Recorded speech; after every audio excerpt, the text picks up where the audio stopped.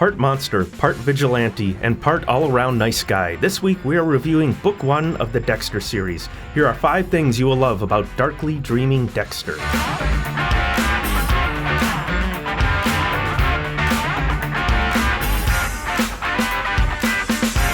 Dexter is a blood spatter technician for the Miami Police Department. He has a good relationship with his stepsister, giving her solid advice on her career, as well as taking care of his girlfriend and her 2 children from an abusive marriage. He also occasionally kills people whom he deems need killing. He's a serial killer who hunts other killers. He must do this. He sometimes gets a visit from an imaginary guest he refers to as his dark passenger. He must kill, but he justifies it by choosing bad people such as pedophiles. Dexter is an interesting character because we learn a lot about his past through flashbacks growing up with Harry, his adoptive father. We realize when Dexter was young that he was different, and that leads us to number 1, the camping trip. Towards the beginning of the story, Dexter recounts a camping trip he took with his dad, Harry.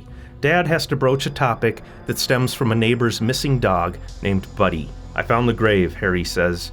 "There were a lot of bones in there, Dexter, not just Buddy's." And Dexter has a good relationship with his father as he reminisces about the camping trip. "I can't figure out where Harry is going, what he wants to hear, but he is my straight arrow foster dad.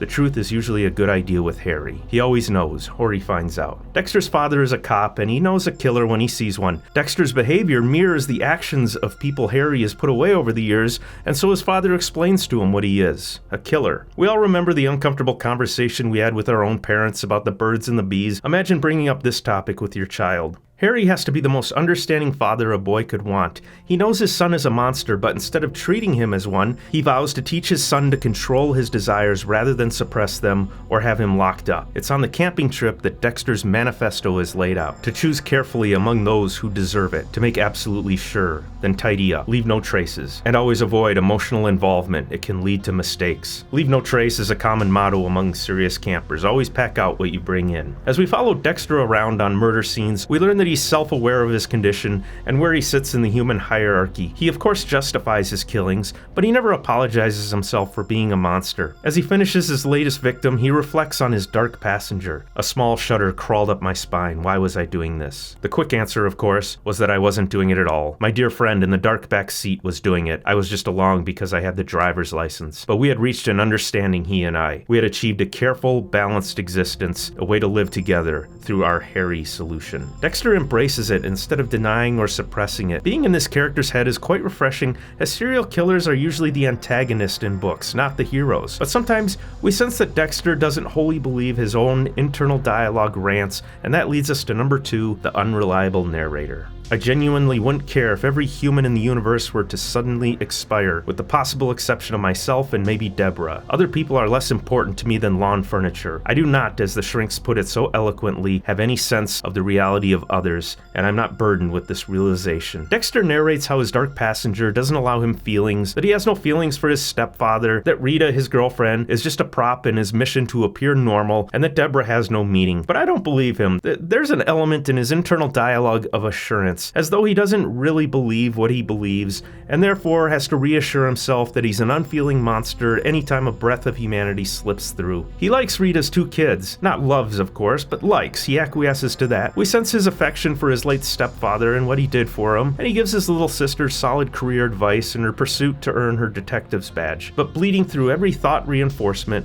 we feel as though he's in denial about his human feelings towards others. It's amusing how he keeps lying to himself about this, and then he goes and does something kind and generous for Rita and the kids. His actions speak louder than his words. He is a guy who has wholesome feelings towards those he loves. He's just afraid it will be his undoing. We are drawn in because we feel as though he's going to face a personal growth journey throughout this book series. He just might not be a monster after all. And his thoughts are pretty amusing, and that leads us to number 3, Dexter's dark sense of humor. The story takes place in Miami, and when you hear any story of craziness, it seems like it always comes from Florida. I don't think the dark humor would have worked as well if it was in New York City or LA, which is where a lot of serial killer stories are set, nor would it have worked in Wisconsin, where all serial killers are from. When Dexter hunts a child killer who prefers blondes, he observes, perhaps it didn't seem politically correct, Dark-haired girls, dark-skinned girls should have an equal opportunity to be kidnapped, sexually abused, and then cut up in front of a camera, don't you think? And he's got some good things to say about the Magic City. Another beautiful Miami day, mutilated corpses with a chance of afternoon showers. I got dressed and went to work. Another huge development was going up to improve life for all of us by turning streets and animals into cement and old people from New Jersey. And a few more lines highlighting the Miami setting that made me chuckle. Really now, if you can't get me my newspaper on time, how can you expect me to refrain from killing people? The guard was innocent as anyone can be and still live in Miami. He's probably done nothing worse than shoot other drivers on the Palmetto Expressway a few times, practically Snow White. If you've never driven in South Florida, it's an experience that everyone should endure at least once. And Dexter clearly loves his work and the city he calls home. When he finally does catch up to the pedophile janitor and has his way with him, he reflects, "I looked back at the janitor. He made me so angry the way he was lying there, covered with improvised marks and unnecessary blood. But it was hard to stay angry. With the beautiful Florida moon pounding at me, the tropical breeze blowing, the wonderful night sounds of flexing duct tape and panic breathing, I almost had to laugh." He's right, Miami nights are beautiful. There's our 2019 New Year's Eve party in South Beach right before COVID hit. If you have a dark sense of humor, you'll find this book to be wickedly funny. I suppose it has to be for us to accept the subject matter. What a boring book this would be if it had the audacity to take itself seriously. As we learn more about Dexter, sliced up body parts start showing up around the city and another serial killer is introduced.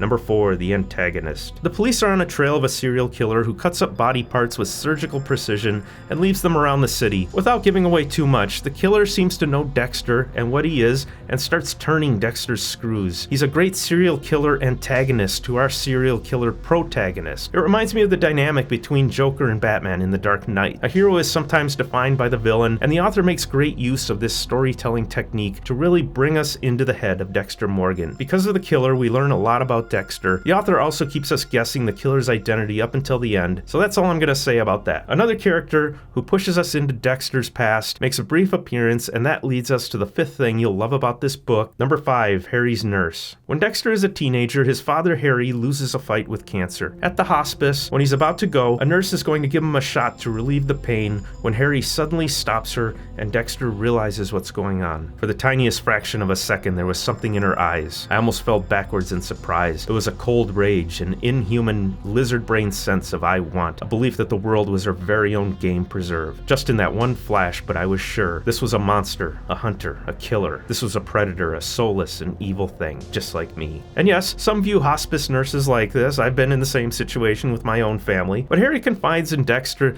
with his last breath that the nurse is like him. She's a killer. This is an interesting scene because it fleshes out the moral implications of what Dexter does, his dark passenger, his need, and his moral code. Without scenes like this, darkly dreaming Dexter would just be a freak show and a circus. But the scene forces us to think about the morality of killing. Is vigilante killing better, worse, or the same as the nurse's mercy killing? Is Dexter or the nurse on the higher moral platitude? She ends misery and pain, but technically so does Dexter by exacting justice. And what if they both really enjoy their killings? Does that change the morality of taking a life if you enjoy it? We wonder what her parents were like and if she was given a code at a young age like Dexter was. I really enjoyed this chapter and it brings the book to another level. Remember the snake at the beginning of the first Harry Potter book? He was only given a brief paragraph, but it was very memorable and related well to Mr. Potter, and of course it was important to the plot. The nurse only appears briefly, but her scene really makes us think. A book that has already brought us to a few fresh levels pushes itself to yet another level. Season 1 of the show follows book 1 pretty closely,